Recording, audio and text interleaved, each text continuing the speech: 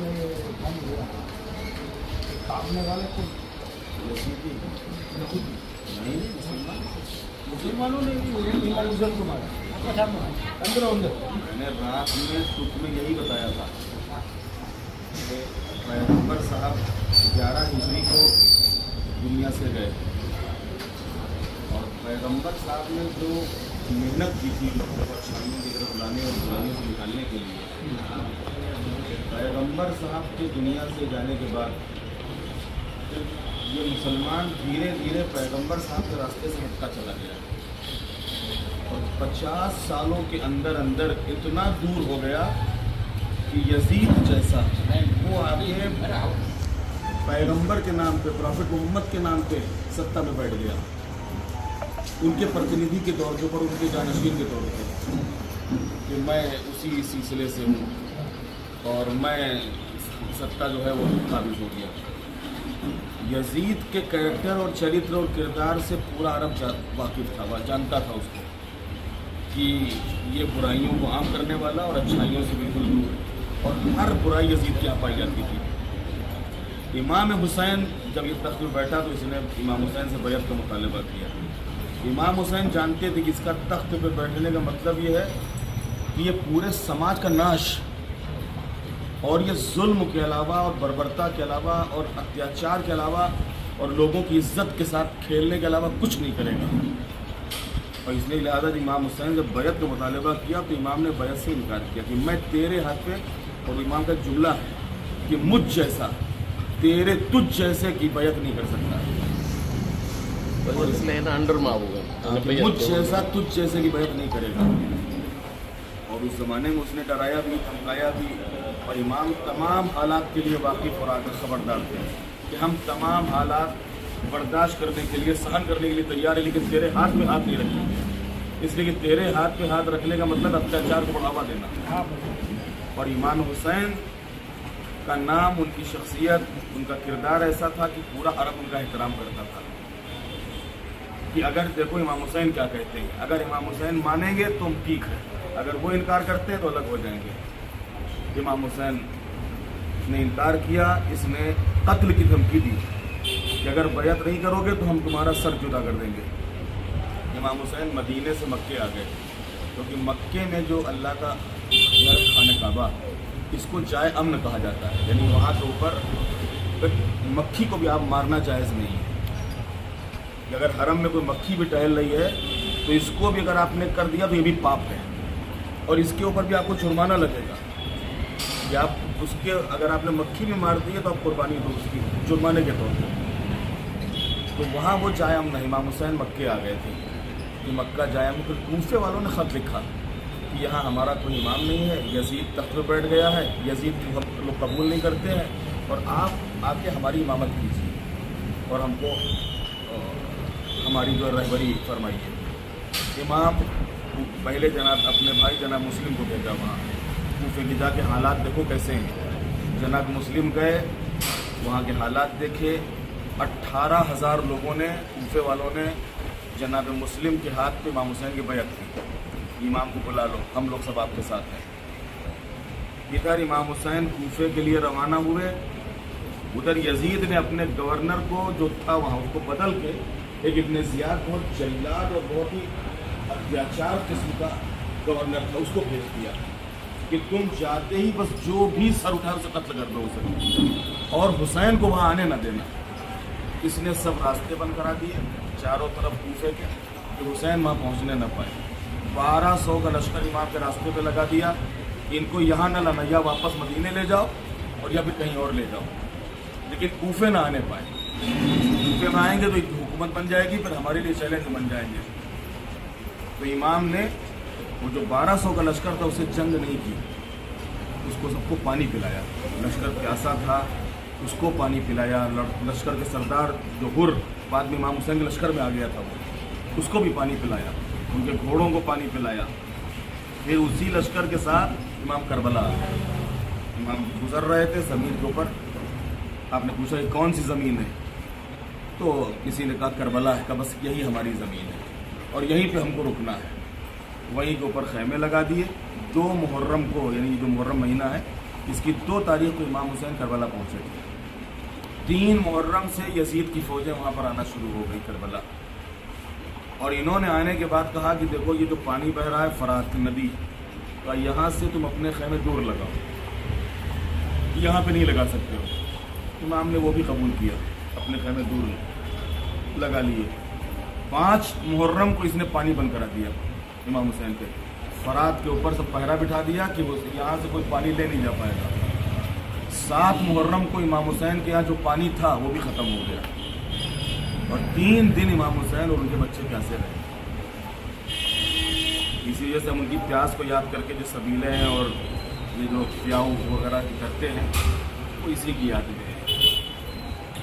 10ویں محرم کو امام حسین نے حجت تمام کی, لیکن اس کی طرف سے جنگ کی شروعات ہوئی. پہلا تیر اس کا جو لشکر کا سپہ سالار تھا, کمانڈر تھا یزید کا عمر سعد, اس نے کہا کہ لشکر والوں گواہ رہنا, پہلا تیر میں حسین کی طرف پھینک رہا ہوں. اور اس تیر کے پھینکتے ہی ایک طریقے سے ہزاروں, کیونکہ یزیدی لشکر کے لیے اتہاس میں ملتا ہے کہ کم سے کم 35,000 کا تھا اور زیادہ سے زیادہ لاکھ کا لشکر تھا, اور ادھر صرف 72 تھے.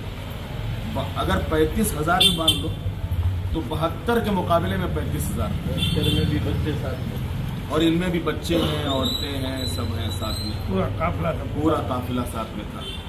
پانی ختم ہو گیا, چھوٹے چھوٹے بچے پیاس سے تڑپنے لگے.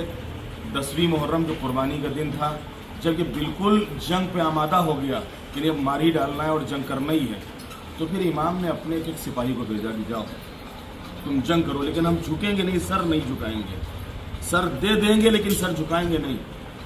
اور امام نے اپنے ایک صحابی کو, اپنے ایک دوست کو, پھر بعد میں اپنے گھر والوں کو, امام کے بھانجے تھے تو امام جو آپ کے بڑے بھائی تھے امام حسن, ان کے بیٹے تھے, ان کو میدان میں بھیجا. جناب یا آپ کی بہن جناب زینب تھی, ان کے 2 بیٹے تھے, انہوں محمد, ان کو میدان میں بھیجا. قاسم 13 سال کے تھے, بھتیجے تھے امام حسین کے, ان کو میدان میں بھیجا. اس کے بعد خود امام حسین کے بیٹے تھے 18 سال کے, جناب علی اکبر, ان کو میدان میں بھیجا. اور ان سب کو جاتے تھے, تھوڑی دیر جنگ کرتے تھے, دشمن حملہ کرتا تھا, گھوڑے سے گرتے تھے, اور امام ان کی لاش کو اٹھا کے لاتے تھے صبح سے لے کے. اور یہ جو عصر کا وقت ہے, شام کا وقت, یہاں تک امام حسین نے اپنے سارے صحابیوں کے گھر والوں کی لاشیں اٹھائیں.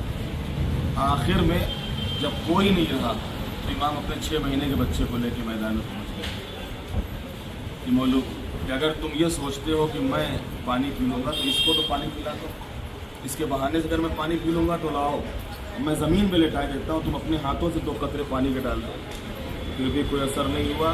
تو امام نے بچے کو ہاتھوں پر جیسے ہی اٹھایا تو یزید کا جو لشکر کمانڈر تھا عمر سعد, اس نے کہا ہرملا تیر سے اس بچے کا کام تمام کر دو. اور جو 3 شعبے کا تیر ترشول کے طریقے سے ہوتا ہے, بہت بڑا تیر ہوتا ہے, اور اس 3 شعبے کے تیر کو اس نے امام کی طرف پھینکا. تیر اتنا بھاری تھا کہ جو بچہ تھا 6 مہینے کا, اس کا گلا چھلا, اور وہ امام کے بازو کے اوپر آ کے لگتا. امام تیر کو نکالا, بچے کا دم نکل گیا تھا. بچے کو لا کے ماں کے حوالے کیا. ماں نے دیکھا کہ ہم تو سوچ بھی نہیں سکتے تھے کہ اس بچے کو بھی یہ لوگ کس طریقے سے تیر کا نشانہ بنائیں گے. اس کے بعد امام خود رخصت ہو کے میدان میں آئے, اور آپ نے بھی دشمنوں سے اور ان ظالموں سے جنگ لڑی. یہی وقت وہ تھا کہ جس وقت امام گھوڑے سے زمین کے اوپر آئے اور یہ لشکر امام پہ ٹوٹ گیا. اور امام کو شہید کرنے کے بعد, ان کے سر اور تن میں جدائی کرنے کے بعد, ان کی لاش کو گھوڑے دوڑائے. تو مطلب جب فوجیں بھاگ رہی تھی تو ہمارے ساتھ چلایا کہ تم لوگ جاؤ نہیں, ابھی ایک بہت بڑا کام باقی ہے. آپ کو حسین قتل ہو گئے, اب کیا ہے, یعنی ان کی لاش کو پامال کرنا. بیچ میں لاش کو رکھ کے گھوڑے دوڑائے اس کے اوپر. پھر اب جب بھاگنے لگے کہا کہ نہیں ابھی ایک کام اور باقی ہے, کہا ابھی اب خیموں کو جلا دو اور بیویوں کے سروں سے چادریں اتار لو. یہ جو خیمے لگے اسی کی یاد میں آئیے دکھاتے ہیں.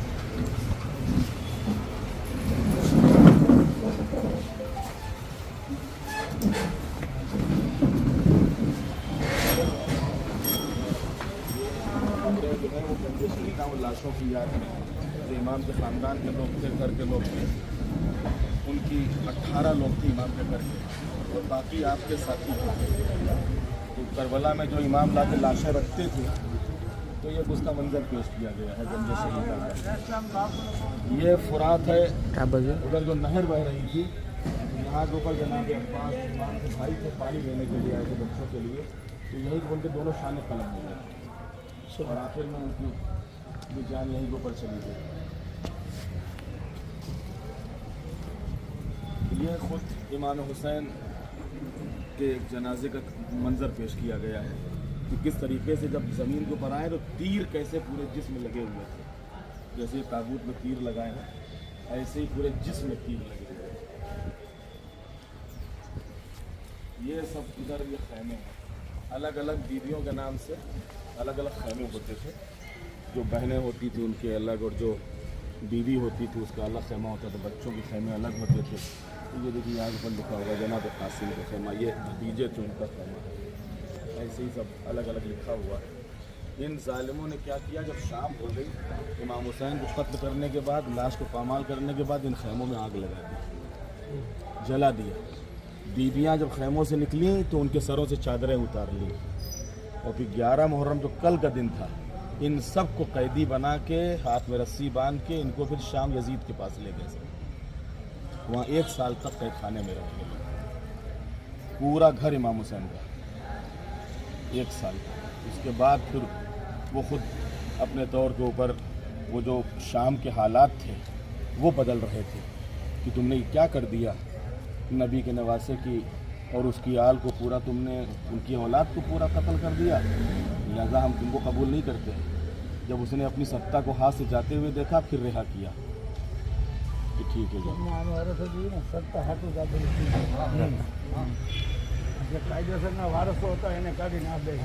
जी जी આજે બોલ્યો ને બૈયતનો મતલબ એ માન્યતા કે તું જે કરસ ને એમાં હું સહમત છું, એનું નામ બૈયત। એ બૈયત નહોતી કરી એટલે આ બધું છે। हाँ इमाम हुसैन हुसैनी ब्राह्मण तो यहाँ से गए थे। अभी आपको अरे पूरा पंजाब में और कश्मीर में आज भी आबाद है।